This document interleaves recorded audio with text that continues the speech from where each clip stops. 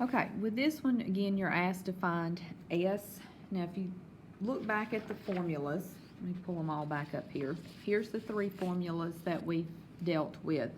The only one that contains S, of course, is the V equals S divided by T. So if you're going to use this to find S, then you have to know V and you have to know T. But if you look at your information, you've got T, but you don't have the V to be able to use that formula. This is actually a situation where we're going to have to find one piece of information to then be able to find S. So like I said, to use this formula, we have to know V and we have to know T. I've got T, I've got to find V. And that's actually then where this formula is going to come in, because I can find V by doing the radius times omega, R times omega, and see I am given those two pieces of information. So that's what we've got to work on first of all. So I have V is equal to R times omega. Okay, so R is 6 feet. And we are to multiply that times omega, which is 10 radians per second. Okay, now your units on this, because I've got three different units, I've got feet, radians, seconds. If you remember what I told you about the linear velocity about V, it's always going to be like miles per hour, yards per minute, feet per second. That's always the type of units. So I've got the feet and the seconds, so this would give me the feet per seconds, but what do I do about the radians? One thing about radians that you've got to remember is, you remember you can write it or you don't have to write it. It's actually considered to be unitless. So therefore what that means is you actually can just ignore it when you want to, or put it there when you need to, okay? So like in this case, you'd actually just ignore the fact of the radians, which is going to give you the feet per second. Now that is the only unit that you can do that with, that you can just kind of ignore it. I don't need it, okay? You cannot do that with anything else. So all you got here is just 6 times 10, which means you're going to end up with 60 feet per second.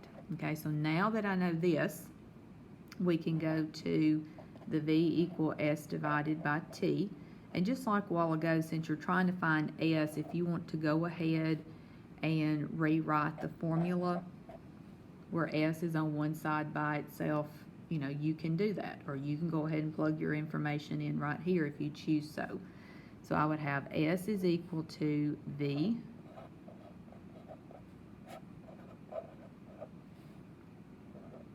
times T, which is 2 minutes.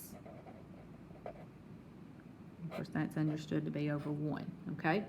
Now, again, my units here don't correspond. My time units aren't the same, but if I'm trying to find S, then I'm wanting my units to be just feet. Like it's not going to be feet per something. So I'm needing my time units to cancel out. So you need to multiply by a conversion factor that uses, you know, minutes and seconds, and that would be the fact that there's 60 seconds in 1 minute, but you would want to put the 60 seconds on the top and the 1 minute on the bottom, so that way you can cancel out the minutes and you can cancel out the seconds, okay? So sometimes it may be that you need minutes on the top, seconds on the bottom. That's just going to vary from problem to problem depending on where these are, okay? So we get seconds to cancel, we get minutes to cancel. So multiply across the top, 60 times 2 times 60, so that's going to give me 7,200 feet. So this ends up being that final answer that we're looking for. Now, in working with angular velocity, sometimes you end up working with RPMs, and if you are not aware, didn't know, forgot, whatever, RPM stands for revolutions per minute. Revolutions per minute. Now, all you're asked to do here is to change to radians per minute instead of revolutions per minute. This is angular velocity. Revolutions per minute, like I said, is an angular velocity. It's just not in the units that they're wanting you to put it in, okay? Just like you could be given something that's in inches, but they want it in feet instead of inches, and you just convert it. So this problem here is not one of the formulas. We're just simply wanting to change this from RPMs to radians per minute because it is already angular velocity, okay? What you need to do first of all is just change this to an improper fraction. So just do your 3 times your 16 plus 2, and you're going to have 50 thirds. So this would be 50 revolutions per minute, okay? Now, I've got to multiply by some conversion factors here because I'm wanting to change it from revolutions per minute to be radians per minute. So my time units are fine. I don't have to worry about messing with those.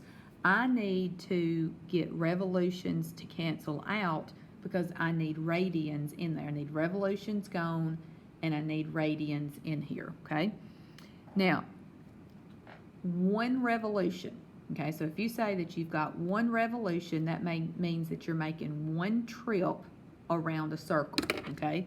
So 1 revolution would be the same thing as 360 degrees, okay, if you're talking about going around a circle. But 360 degrees, remember, is the same thing as 2 pi radians, okay? That's one of those,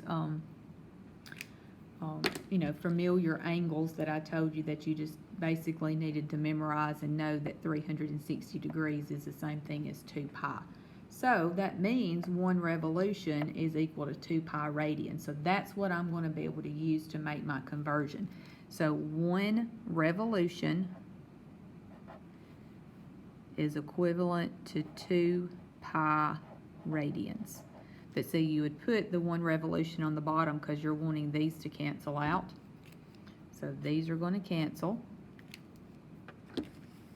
Okay, so if you do your multiplication, you end up, like as an exact answer, if you multiply across the top, you get 100 pi. On the bottom, you get 3, and that leaves you with your radians on the top and your minutes on the bottom. Of course, that's exactly the type of units that I had told you to expect when you're dealing with angular velocity with omega. Now, the decimal you could just put this in your calculator to get your decimal approximation, but I'll say 104.72 radians per minute, okay? And this right here is going to be a conversion that you're going to have to do in some problems here in just a minute. So that's why I wanted to go over so you would know how to change from revolutions per minute to radians per minute. Just simply multiply by this conversion.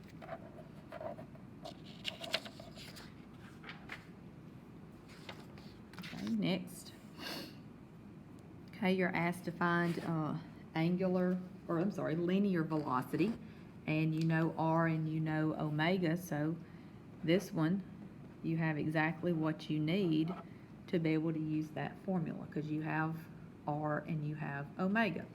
All right, so substituting in, I have 8 inches, and we multiply that by 4 radians per second. Okay. Of course, this is understood to be over 1. Now, nothing to worry about here as far as conversions. Actually, I have 3 different ones. And of course, you saw this a while ago in another problem. If I'm finding linear velocity, then I should expect like inches per second to be my units. And this is that situation. Remember, I told you that if you've got a radians in there, then you can just ignore it. So do your multiplying here and you get 32 inches per second. So basically we did that on another example just a few minutes ago. Okay, now this next example is actually under the same instructions because they're asking here for you to find linear velocity, okay? So So, like I said, same instructions, we're finding linear velocity, which means that we are trying to find V. Okay, you know R, and you have an angular velocity. This is omega. Of course, this goes back to what we were talking about just a few minutes ago with RPMs, okay? This is an angular velocity. But when you go to use your formula of V equals R times omega, this has got to be in radians per minute and not revolutions per minute. So you're going to have to do the conversion on this just like you did the conversion on that example a while ago. Now you can go ahead and convert it, or I'm just going to wait and convert it as I work my problem, okay? So my radius is 1 foot, and I have to multiply that times omega, which is 20 revolutions per minute. Okay, but I've got to get rid of the revolutions because actually if I'm dealing here with linear velocity, I'm not supposed to have revolutions or radians. If this is linear velocity, I'm wanting the feet per minute, okay? So I need to get rid of revolutions. So we learned just a few minutes ago that 1 revolution is 2 pi radians, okay? So your revolutions is going to cancel out, remember, which is the whole reason why we were doing this. Now I still have 3 units here, feet, minutes, radians, but remember, radians, you can just ignore it when it is that you don't need it, okay? So if you multiply across the top, of course all you're left with on the bottom is a 1, so you're going to get 40 pi, and that's going to be feet per minute. And you can put 40 pi in your calculator and get your approximation.